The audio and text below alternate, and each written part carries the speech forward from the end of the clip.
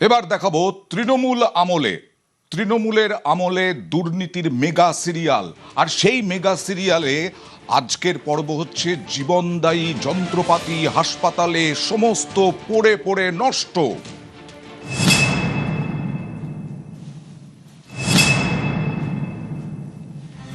রাজ্যের সরকারি হাসপাতালের বেহাল স্বাস্থ্য পরিকাঠামোর ছবিটা তুলে ধরেছে কে?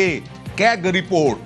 আজকে দেখাবো কোটি টাকার সরঞ্জাম। যখন করোনার সময় যখন আপনি বা আপনারা যখন অক্সিজেনের জন্য একটু অক্সিজেনের জন্য ভেন্টিলেটরের জন্য দৌড়ে বেড়াচ্ছেন, ছুটে বেড়াচ্ছেন, চারিদিকে যখন শুধুই হাহাকার, একটু অক্সিজেনের জন্য, একটা ভেন্টিলেটর বেডের জন্য কত ছোটাছুটি করেছেন বলুন তো? প্রিয়জনকে বাঁচাতে ছুটতে হয়েছে এক হাসপাতাল থেকে অন্য হাসপাতালে। পর্যাপ্ত ভেন্টিলেটর বা সরঞ্জামের অভাবে চিকিৎসকরাও অসহায়ের মতো বলেছিলেন তাদের কাছে পর্যাপ্ত ভেন্টিলেটর বা সরঞ্জাম নেই। ঠিক সেই কঠিন সময়ে যখন রাজ্যে একের পর এক মানুষের মৃত্যু হয়েছে, বিশেষ করে দ্বিতীয় করোনার আবহাওয়ায়, তখন অন্যদিকে কি হচ্ছিল জানেন? হাসপাতালে এসে পৌঁছনো কোটি কোটি টাকার জীবনদায়ী যন্ত্রগুলো হাসপাতালের এক কোণে পড়েছিল।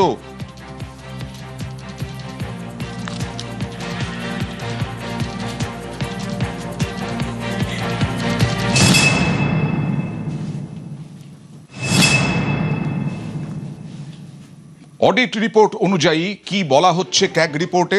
সরাসরি কথা বলবো প্রতিনিধি আবিরের সঙ্গে। ক্যাগ রিপোর্টে বিস্ফোরক কি তথ্য উঠে আসছে?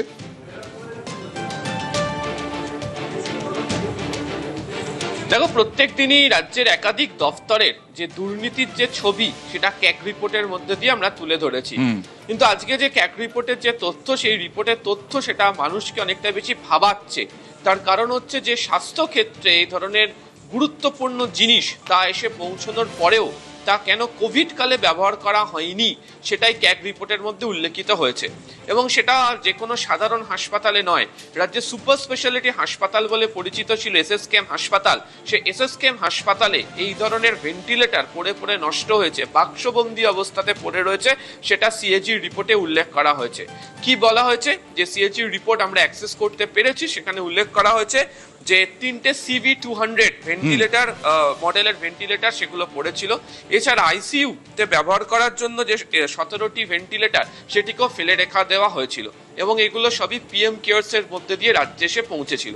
এবং তুমি কিছুক্ষণ আগেই যেটা বলছিলে যে কোভিড কালে মানুষ প্রিয়জনকে যখন দেখছিলেন তিনি অসুস্থ হচ্ছেন, হাসপাতালে ভর্তি হয়েছেন, প্রচুর মানুষ এই ভেন্টিলেটর জোগাড় করার জন্য অসহায়ের মতো দৌড়াদৌড়ি করেছে, তখন সেই সময় ক্যাগ রিপোর্টে উল্লেখ যে রাজ্যের সুপার স্পেশালিটি হাসপাতালে যে ভেন্টিলেটর সেই সময় বাক্সবন্দি অবস্থায় পড়ে থাকলো, সেগুলো ব্যবহারই করা হলো না।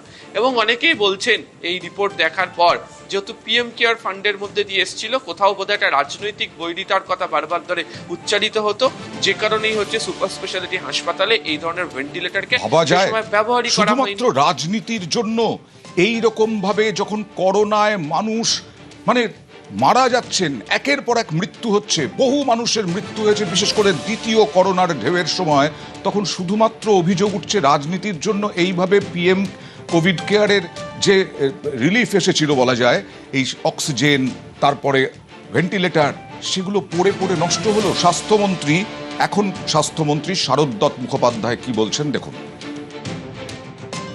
পিএম কেয়ার থেকে ভেন্টিলেটর আমাদের কাছে খবর ছিল, মেডিকেল কলেজের বেসমেন্টে 20টা ভেন্টিলেটর পিএম কেয়ারসের এবং এসএসকেএম এর বেসমেন্টে 11টা ভেন্টিলেটর পড়ে আছে। তো এই ভেন্টিলেটরগুলো কিছুটা এখনো ইউজ হয়েছে। মেও হাসপাতাল আপনারা জানেন, আমরা ঘুরে এলাম কদিন আগে, এবং সেখানে আমি আরো অবাক হলাম দেখে 10টি খুব নামজাদা জাপানিজ কোম্পানি, তার এসির দাম সব থেকে বেশি, তার এসি পাঠিয়েছিল পিএম কেয়ারস থেকে। 60খানা ঝাঁ চকচকে নতুন বেড, সেগুলো প্লাস্টিকের মোড়ক খোলা হয়নি। 3টে ওটি টেবিল, এগুলো প্রধানমন্ত্রী পাঠিয়েছেন। তো সেটা প্রধানমন্ত্রী পাঠালে তো গ্রহণযোগ্য নয়।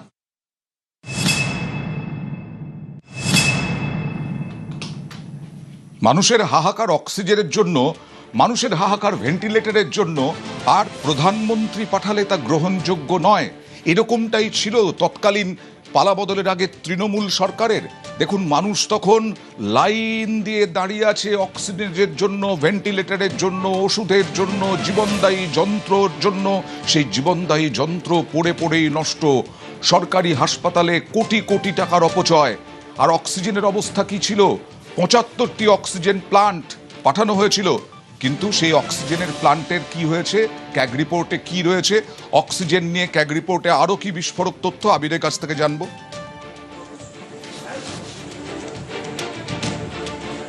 অক্সিজেন নিয়ে হাহাকার পড়ে গিয়েছিল এবং প্রত্যেকটি লোকে অক্সিজেন সিলিন্ডার সে সময় কোথায় পাওয়া যাবে, কিভাবে পাওয়া যাবে, বাড়ি পর্যন্ত নিয়ে আসতে পারা যাবে কিনা তা নিয়ে সমস্ত বয়সের মানুষজনকে দেখতে পাওয়া গিয়েছিল। চূড়ান্ত একটা অবস্থার মধ্যে দিয়ে যেতে হয়েছে এবং তার সঙ্গী প্রায় প্রত্যেকদিন প্রায় বেশিরভাগই পরিবার।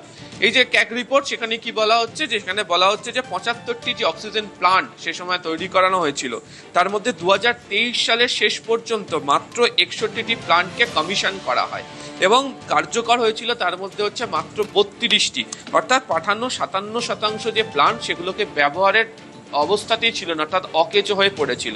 যেটা মানুষকে জীবন দেবে, প্রাণ বাঁচাবে, যা দরকার প্রত্যেক দিন, সে অক্সিজেনই ব্যবহার করতে পারা যায়নি। সেটাও এই সিএজি রিপোর্টের মধ্যে উল্লেখিত হয়েছে এবং এটাও রাজ্যের যে একাধিক যে সুপার স্পেশালিটি হাসপাতাল, যে নিয়ে বারবার ভুরি ভুরি অভিযোগ সে সময় বিরোধীরা করতো, যারা বর্তমানে রাজ্যের শাসক দল, তারা যে অভিযোগগুলো করছিল ক্যাগ রিপোর্টের ক্ষেত্রে সেই অভিযোগের সত্যতা পাওয়া যাচ্ছে এবং এটাও এই কোভিড পরিস্থিতির সময়।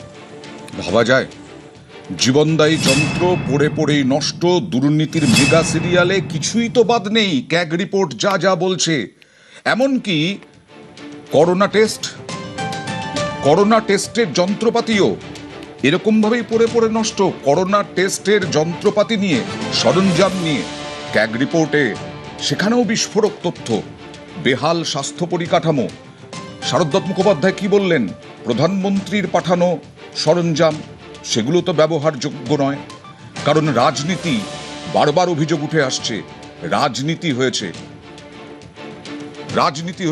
বারবার অভিযোগ উঠে এসেছে। তার মানে মানুষের জীবন আগে না রাজনীতি আগে? এটাই তো সব থেকে বড় প্রশ্ন। সরাসরি চলে যাব প্রতিনিধি আবিরের কাছে। করোনা টেস্টের সরঞ্জাম নিয়েও এই রকম অবহেলা? একেবারেই তাই। এবং জেলাগুলোতেও যে হাসপাতালগুলোর প্রতি মানুষজনকে নির্ভরশীল থাকতে হতো, একাধিক জেলা হাসপাতালের তালিকা আমাদের হাতে এই মুহূর্তে রয়েছে ক্যাগ রিপোর্ট অনুযায়ী। আমি একবার যদি তোমাকে বলি, জলপাইগুড়ি জেলা হাসপাতালে 24 ধরনের এই ধরনের সরঞ্জাম ছিলই না। বসিরহাট জেলা হাসপাতালের ক্ষেত্রে 38 ধরনের এ ধরনের সরঞ্জাম ছিল না। জলপাইগুড়ি জেলা হাসপাতালের ক্ষেত্রে 34 ধরনের সরঞ্জামে ঘাটতি ছিল। বসিরহাট জেলা হাসপাতালের ক্ষেত্রে 46 ধরনের এই ধরনের সরঞ্জামে ঘাটতি ছিল। এবং ঘাটাল মহকুমা হাসপাতালে 3 বছর ধরে অকেজ হয়ে পড়েছিল হচ্ছে আলট্রাসোনোগ্রাফি মেশিন। ফলে শুধুমাত্র যে সরঞ্জাম, টেস্ট করার যে কিট, তা নয়, এই ধরনের অত্যন্ত গুরুত্বপূর্ণ জিনিস যা প্রত্যেক দিন মানুষের স্বাস্থ্যক্ষেত্রের ক্ষেত্রে অত্যন্ত গুরুত্বপূর্ণ, সেগুলোর ক্ষেত্রে ব্যবহারের ক্ষেত্রে এই ধরনের অবস্থা সেই সময় দেখতে পাওয়া গিয়েছিল। ফলে রাজ্যের স্বাস্থ্য ব্যবস্থা নিয়ে একটা সময় বিরোধীরা যে ভুরি ভুরি অভিযোগ তুলতো, ক্যাগ রিপোর্ট কিন্তু সেটাকেই সত্য বলে দেখাচ্ছে এবং তারা বলছেন যে কোভিডের সময় অন্তত যে ধরনের ব্যবহার করা দরকার ছিল, সেখানে কোথাও রাজনীতির মার প্যাচের কারণে এমন পরিস্থিতি তৈরি করা হয়েছিল যে মানুষজন তার কোনো সুবিধাই পাননি স্বাস্থ্যক্ষেত্রে, যার ফল প্রচুর মানুষকে ভুগতে হয়েছে। এবং এক্ষেত্রে দাঁড়িয়ে এই রাজনীতির দড়ি টানাটানি না থাকলে স্বাস্থ্যক্ষেত্রের মধ্যে বিষয় মানুষজন অনেক সুবিধা পেতেন এবং তাদের সুবিধা হতো, সেটাও এই উল্লেখের ক্ষেত্রে বিভিন্ন পয়েন্ট আকারে ক্যাগ তাদের রিপোর্টে উল্লেখ করে দিয়েছে। পরীক্ষার যন্ত্রেই বিপুল ঘাটতি, দুর্নীতির মেগা সিরিয়ালে ঘাটতি স্পষ্ট ক্যাগ রিপোর্টে। শুধু তাই নয়, ভুল রিপোর্ট, ভুল চিকিৎসা, ভুল টেস্ট ভয়ঙ্কর বিপদ ডেকে আনতে পারে। ক্যাগ রিপোর্টে সুপারিশ করা হয়েছিল যে ভুল রিপোর্ট, ভুল টেস্ট, ভুল চিকিৎসা মারাত্মক বিপদ আনতে পারে। সরকারি হাসপাতালগুলোতে কি হয়েছে করোনার সময়, এই নিয়েও ক্যাগ রিপোর্টে কি বলা হচ্ছে আবির?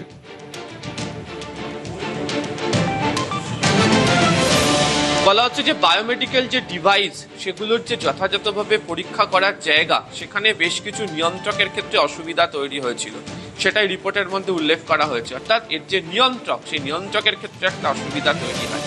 এবং তোমাকে একটু আগে বলছিলাম যে চিকিৎসার বিভিন্ন সরঞ্জাম, তার যেমন ঘাটতি ছিল, বিভিন্ন গুরুত্বপূর্ণ জায়গাতে যেখানে রোগীর সংখ্যারা ওই হাসপাতালগুলোর উপর নির্ভর করে থাকেন সেখানে পর্যাপ্ত যন্ত্রপাতির ব্যবহারের ক্ষেত্রে ঘাটতি ছিল।